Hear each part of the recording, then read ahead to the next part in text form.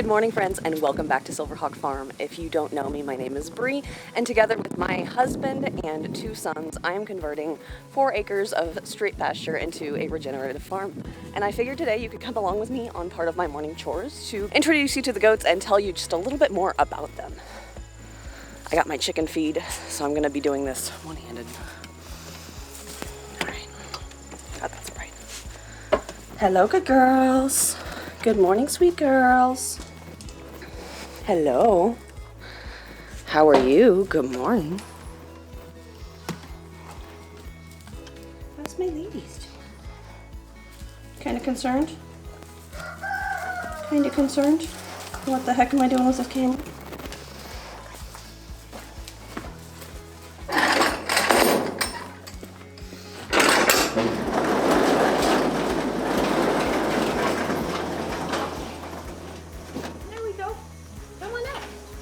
Right, so the first thing I do is actually to feed the chickens. So this is non-goat content, but you'll bear with me anyway. So my goats really want to eat my camera. It's kind of a problem. So we're gonna have to be strategic about this. Excuse me. Excuse me, ma'am. In or out?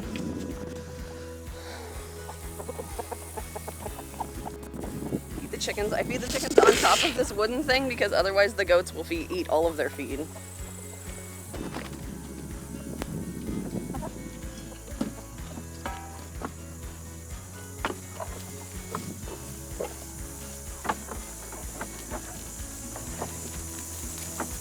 We've got a broody, but this one's usually pretty chill when I ask her to leave. Can you? Thank you.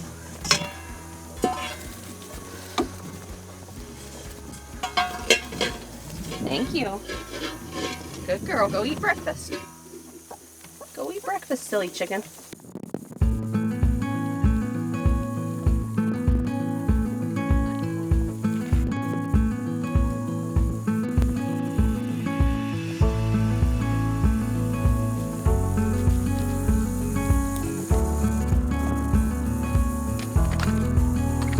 So I figured I would try and pop a squat here in the field and let you know a little bit more about my goats, who are diligently trying to eat the camera while also trying really hard not to be on camera. Hi. Hello.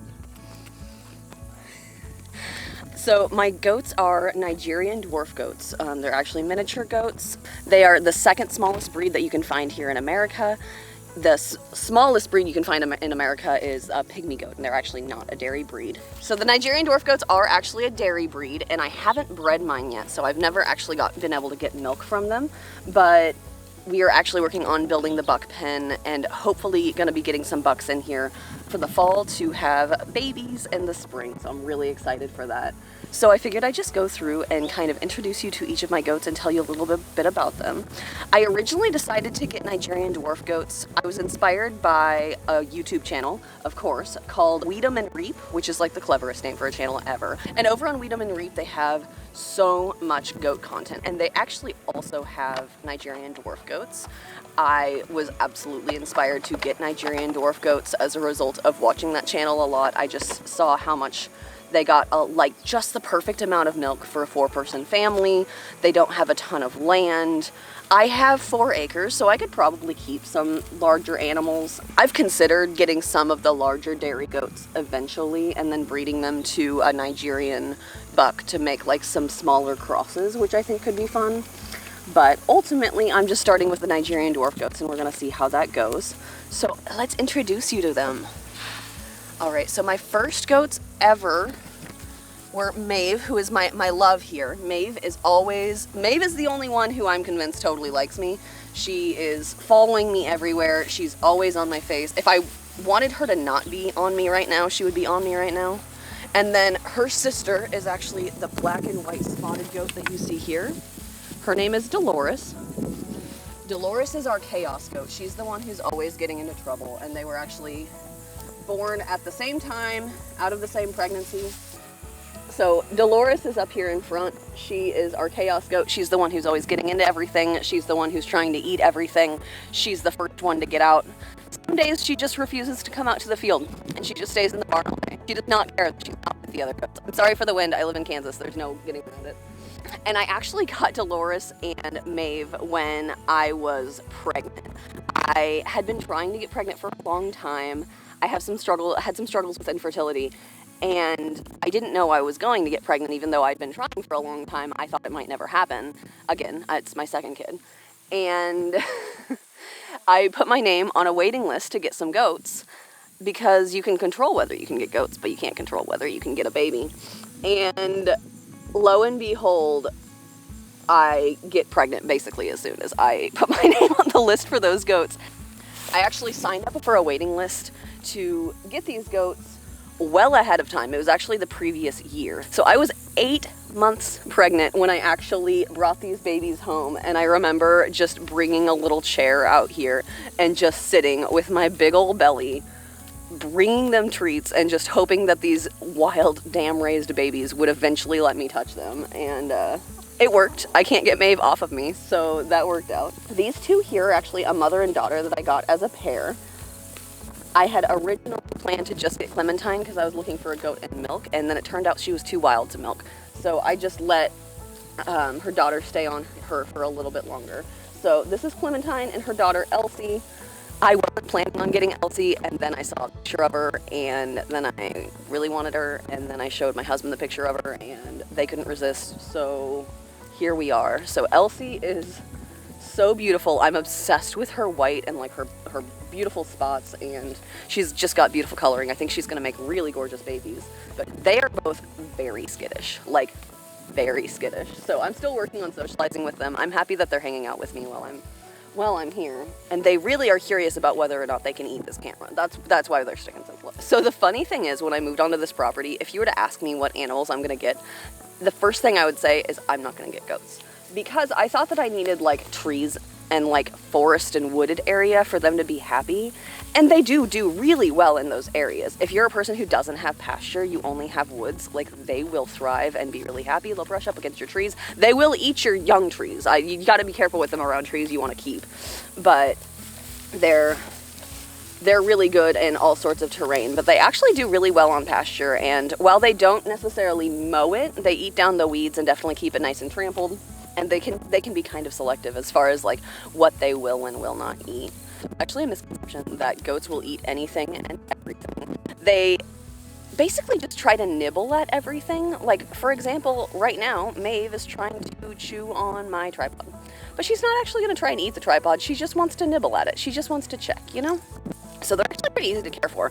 We make sure that they have fresh water and hay at all times. They actually do need hay overnight because they're ruminants, and it helps them keep their digestive system going. So we do have hay in the barn as well as out here. Then we also give them like a goat mineral, which is just a mineral that I buy at Tractor Supply. I've tried some of the fancier types of minerals because I've heard that the one that I use, I think it's Monopro, isn't like the absolute best, or like some goats don't like it, but my goats won't eat anything else. So I'm sorry that the camera keeps moving.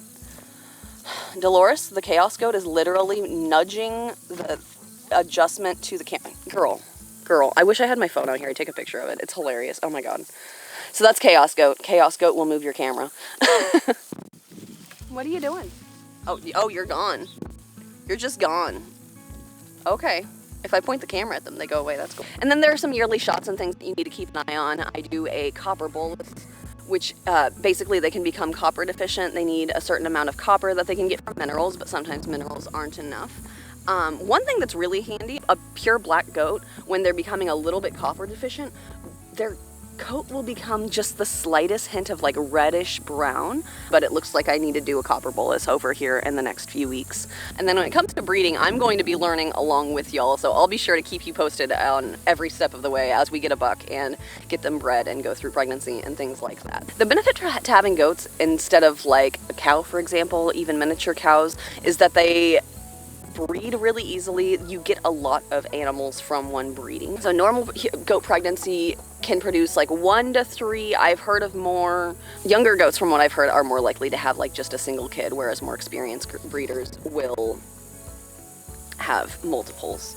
But I know that that varies extremely in any animal depending on your experience. They do hang out in the grass pretty much all day. Goats really do not enjoy rain or snow, they actually act like it's hailing fire outside. Like, they act so dramatic about it. It's actually kind of funny. So generally on a day where it's like supposed to be raining, we have the shelter here so they can stay out of the rain, and that's fine. That's enough for them, like they're safe. But generally if it's gonna storm or something and I'm worried they'll be freaked out, I leave them in, there's kind of like a walkway between the barn and this area, which also has lots of grass, and so generally I'll just leave them in that for the day so that they can go into and out of the barn as they feel comfortable. And generally they'll stay inside while it's raining, and then they'll pop out and have a little snack whenever it's finished. As far as personality, I always say that having a goat is a little bit like having a cross between a dog and a gremlin. Like, they're so sweet and like fun, but they're also just so chaotic and unpredictable, and just like anything they can get into, they absolutely will. So you just got to be mindful about it if you're setting up your goat pen or thinking about that. You want them to have their own space, you want them to have an enclosed space, and you want a really good fence. I would recommend, if you're in the US or you have access to it, I think it's called Red Line Goat and Sheep Fence. I'll be sure to drop a link below if I can find a link to that. I think I got mine at Tractor Supply, but you can find them at most like farm supply or hardware places. And basically it's just a really tall, very well knit fence, and it's actually a woven fence, not welded. So you can see here, you can actually see the red along the top of this. It's a little bit faded because it's a couple years old, but these are actually woven together, and there's metal holding these links together. The reason you need that is because goats brush up against their fencing all day, every day. It's wild. That's just kind of the way they like brush themselves and itch themselves, and it's totally cool. But you do want to be mindful of your fencing, because if you have a welded fence, they can break that welding and tear your fence down. On an average day, I actually don't spend that much time out here. On a nice day, I'll kind of come out and hang out for a little bit. But for the most part, I let them do their thing. I spend time with them in the morning and the evening when I do my chores, and they have each other's company. You can't have one goat. Don't get one goat. Just don't. Just, like, maybe there are some like medically extreme examples, but for the most part they are herd animals. They will not be happy. If you don't have space for more than one goat, get a dog. Actually, I found that 4 goats is better than 2. I had my original 2 for a year or so, maybe a little more than a year, before I got my others, and they were so much happier once there were 4 of them. It was wild, like the change in personality and like happiness. And they were happy before, but they were just thrilled to have like a whole herd. And I'm sure that as the herd grows, I'm going to find that to be more and more true. Other considerations are that they are prey animals. I would not recommend keeping them with any dog that's not a trained livestock guardian dog. I've heard of people having okay experiences. I've also heard too many horror stories. I'm in a lot of like goat groups and stuff.